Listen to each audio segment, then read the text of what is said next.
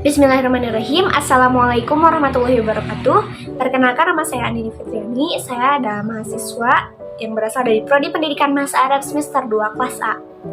Pada kesempatan kali ini saya akan menjawab beberapa soal ujian akhir semester mata kuliah Pendidikan Kewarganegaraan. Baik, tentang hak asasi manusia atau yang disebut juga HAM, bila dikaitkan dengan agama ini secara normatif tidak bertentangan, karena agama menjunjung tinggi nilai-nilai HAM, dan dalam agama terdapat sejumlah aturan normatif tekstual yang dapat dijadikan dasar bagi penegakan HAM tanpa merasa perlu untuk melihat bagaimana landasan normatif itu dipraktekkan oleh umatnya dalam realitas sejarah. Contohnya, aturan HAM yang mampu mencegah terjadinya konflik maupun penganiayaan. Hingga pada konteks ini, aturan HAM cukup selaras dengan nilai-nilai HAM dalam Islam.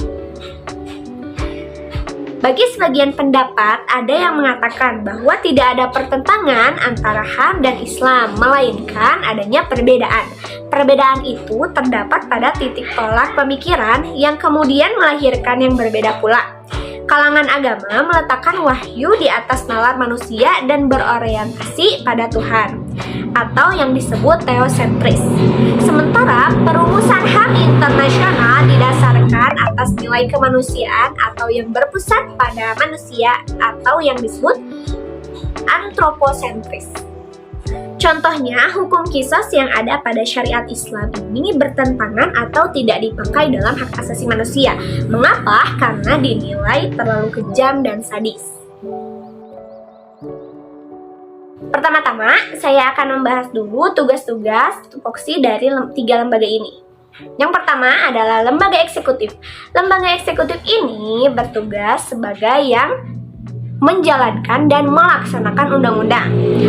Lembaga legislatif adalah lembaga negara yang merancang undang-undang, sedangkan lembaga yudikatif adalah lembaga negara yang mengawasi jalannya pelaksanaan undang-undang. Ketiga lembaga ini sangat berpengaruh terhadap pencapaiannya tujuan nasional bagi negara kita dan saling berhubungan tentunya. Lembaga legislatiflah yang merancang, eksekutif melaksanakan aturan tersebut, dan lembaga yudikatiflah yang memantau, juga memberikan sanksi seandainya ada penyalahgunaan wewenang saat melakukan aturan tersebut. Betul, konsep masyarakat madani ini memang sesuai dengan model masyarakat kota yang dibangun oleh Nabi Muhammad SAW di kota Madinah. Karena kota madani sendiri ini diambil dari karakteristik masyarakat Islam yang diaktualisasikan oleh Rasulullah di kota Madinah dengan fenomena saat ini.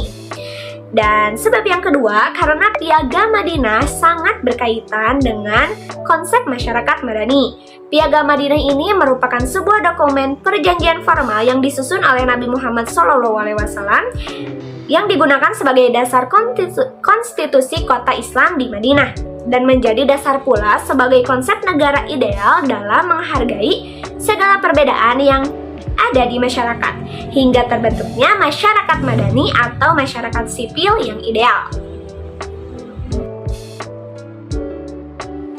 Upaya efektif mitigasi radikalisme kepada para pemuda yakni dengan berupaya secara mandiri lalu melalui pendidikan.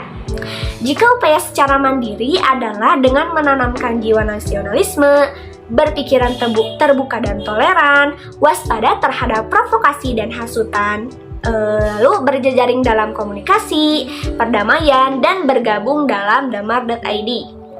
Sedangkan jika melalui pendidikan ini dengan memberikan pengalaman belajar agama berbasis anti radikalisme melalui tenaga kerja atau guru, lalu kepala sekolah dan yang lainnya.